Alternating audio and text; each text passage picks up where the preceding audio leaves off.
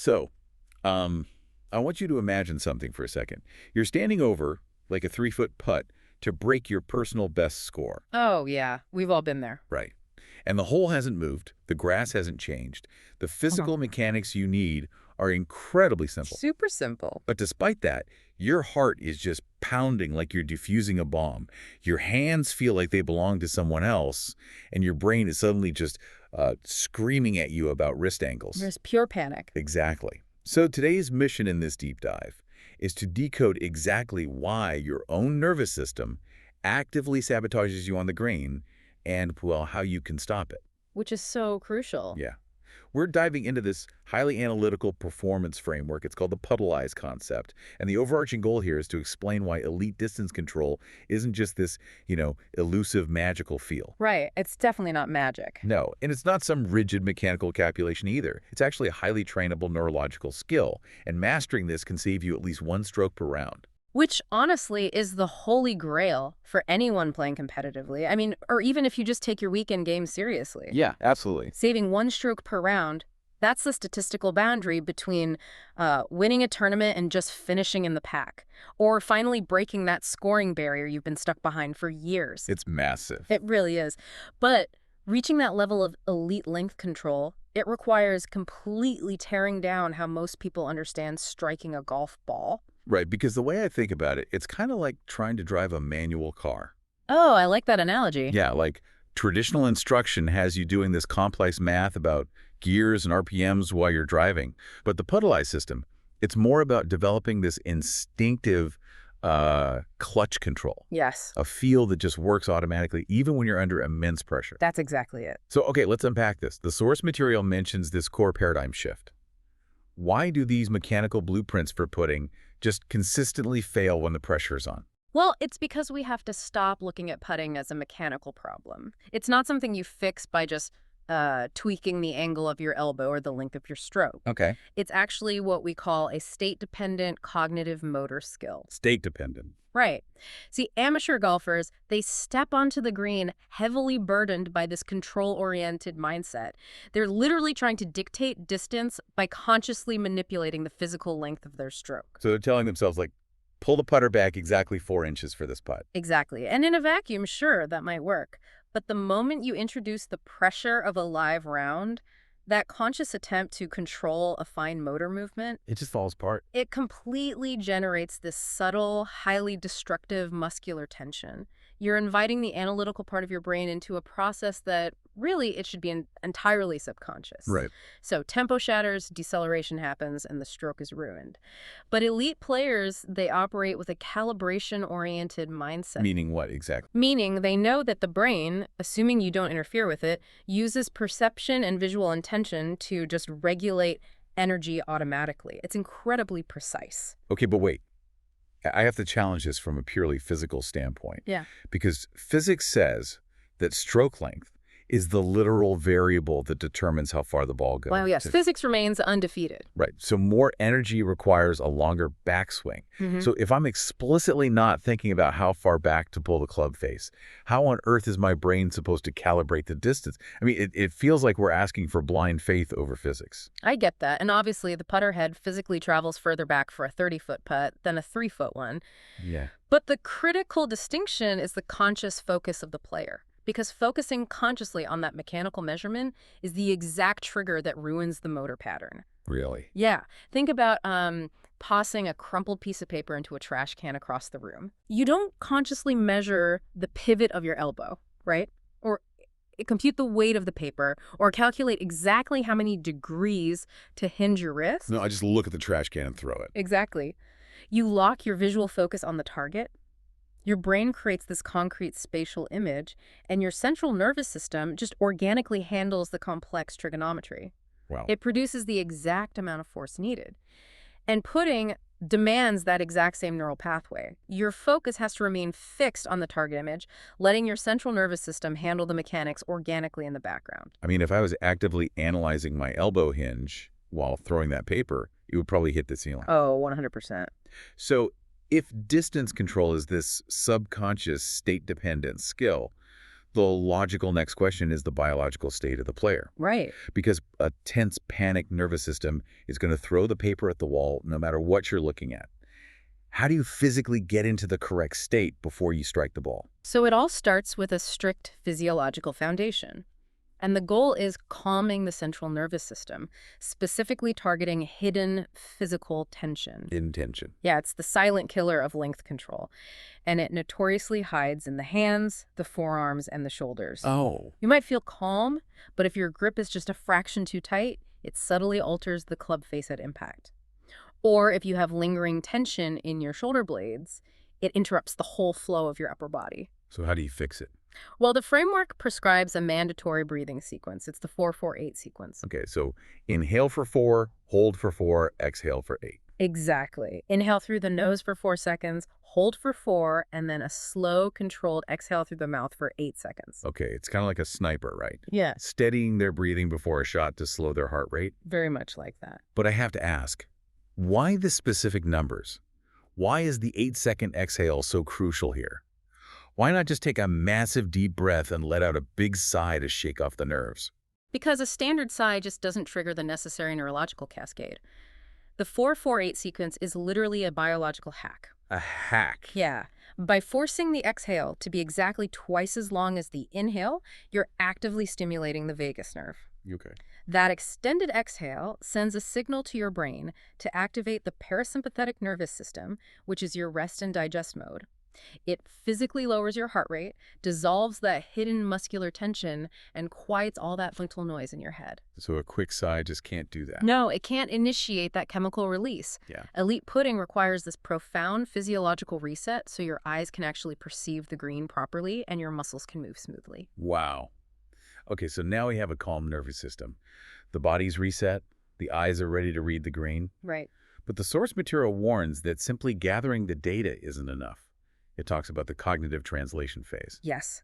This is a massive trap, especially for players who are really data-driven. The trap is thinking in numbers. Thinking in numbers. Yeah. Attempting to execute a physical movement using a numerical command. Like a player paces out the distance, looks at the slope, and says, okay, this is a 10-meter putt uphill. What's wrong with that? The human brain just cannot effectively execute a command, like hit a 10-meter putt. It doesn't speak mathematics. Right. Yeah. It needs a vivid visual image. You have to translate all that data, the slope, the speed, the distance, into a clear visual picture of the ball's entire roll, especially how it slows down near the hole. But let me push back on that a bit. Yeah. Because when you look at elite tour-level players, they're using these complex green reading books. They're measuring slope percentages. Right. Don't they need exact numbers? Yep.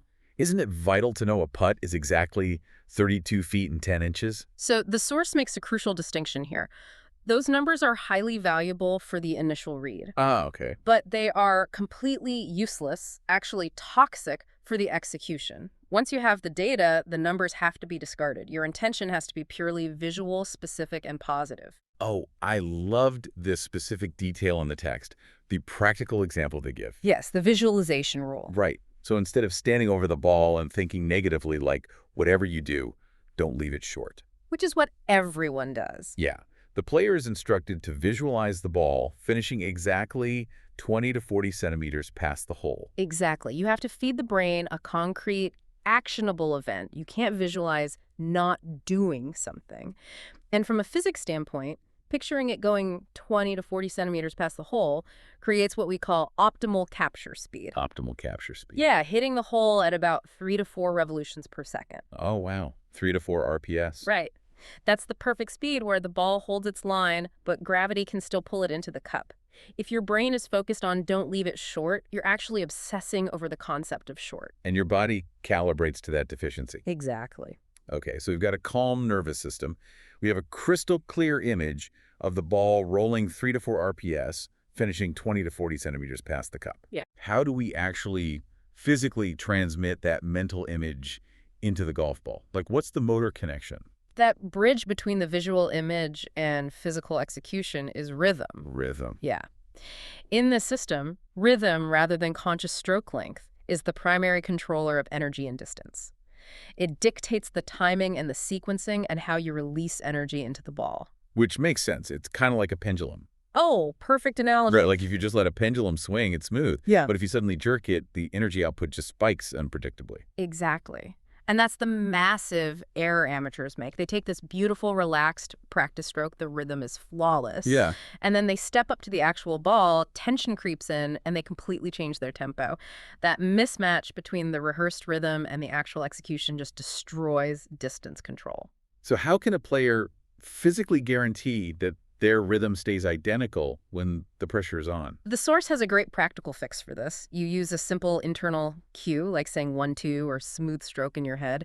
You say it during the practice stroke to establish the tempo, and then you recite the exact same internal cue during the real stroke to lock it in. Okay. But this brings us to kind of a tragic reality. Oh. Yeah, because a player can do the 4-4-8 breathing, they can see the image clearly, they can find their 1-2 rhythm, and yet everything still falls apart in the final milliseconds before contact. Yeah, the last second flinch. Why does that happen? What's fascinating here is that it's actually your brain trying to protect you. Protect you from a golf putt. I know it sounds crazy, but the brain doesn't like the pain of missing. It views it as a threat. So right before impact, it makes these panic-driven, last-second physical corrections. Like it's literally sabotaging you to save you from failure. Exactly, which is why the Puddleize system uses a rigid 7-step routine to eliminate that mental interference. Right, the routine. Yeah, it goes arrival, which is the breath, then read, then behind the ball, create image, feel rhythm, commit, and finally, execute. Okay, I really want to zero in on step 6. The commit phase. Yes, the commit phase. Because the Source has this 3-second rule, where once you step into the ball, you must hit it within 3 seconds. Right. Doesn't putting yourself on a literal shot clock induce way more anxiety and tension? It feels rushed. I hear that a lot, but the 3-second rule doesn't actually rush the physical stroke. Your stroke is still that smooth 1-2 tempo. Okay. What the 3-second rule does is it simply removes the window of time where your brain can introduce doubt. Oh, I see. Yeah, it starves that doubt of oxygen. If you stand there for 8 seconds, your brain has time to say, wait, did I read that right? Right. The trigger word commit locks the door on conscious thought. You say it, and then you just let the motor system fire without interference. That is brilliant in theory. It really is. But, I mean, how does a listener actually train this mental motor calibration system on the practice green? So the elite performance plan involves completely drilling the connection between the image, the rhythm, and the execution. You don't practice mechanics at all. No mechanics. None. There are 3 specific Puddleize drills. Drill 1 is image to roll. You hit putts at 5, 10, and 15 meters, purely trying to match your rhythm to your visual image. No mechanical thoughts allowed. Okay. And drill 2. Drill 2 is rhythm lock. You make a practice stroke with your internal cue, and then you force yourself to execute the real putt within 2 seconds. 2 seconds. What? Yeah, it really trains that temporal match. And finally, drill 3 is breath plus commit. You combine the 4-4-8 breath, the trigger word, and you hit within the 3-second window. And the goal is for the ball to finish within that 50-centimeter zone past the hole. Okay, here's where it gets really interesting. The tracking metrics for these drills. Yes, the paradigm shift. Yeah, because as a listener, you're not supposed to track your makes versus misses anymore. Not at all. You're instructed to track your commitment level on a scale of 1 to 5. Exactly. I mean, that completely redefines what a successful practice session looks like. It separates the process from the outcome. If you did the breath, saw the image, kept the rhythm, and committed, you get a 5 out of 5, even if the ball lips out because of a bump on the green. That's amazing. Yeah. So, to summarize for everyone listening, saving strokes on the green, it isn't about buying a new putter. Definitely not. And it's not about tweaking your wrist angles. It's about regulating your central nervous system, visualizing a very specific roll behavior. That 20 to 40 centimeters past the cup. Right. And then locking in a rhythm and using a ruthlessly disciplined 7-step routine to just completely eliminate your brain's interference. Exactly. And the Source actually issues this small commitment challenge for players. Oh, yeah. Tell them about that. So before your next round, hit exactly 9 putts on the practice green using this full routine. And you track exactly one thing, your level of commitment, from 1 to 5. Just ignore whether the putts actually go in. Completely ignore it. Just track the commitment. I love that. So as we wrap up this deep dive, I want to leave you with a broader philosophical question to mull over. Oh, here we go. Yeah. Think about it. If the human brain will fundamentally alter and sabotage our well-trained motor skills at the absolute last second, just to protect us from the incredibly minor failure of missing a golf putt. Which is wild when you think about it. Right. It begs the question, where else in your professional or personal life is your own built-in survival instinct actively sabotaging your highest level performance? Oh, that's a deep one. Something to think about next time you're on the green. Thanks for joining us on this deep dive.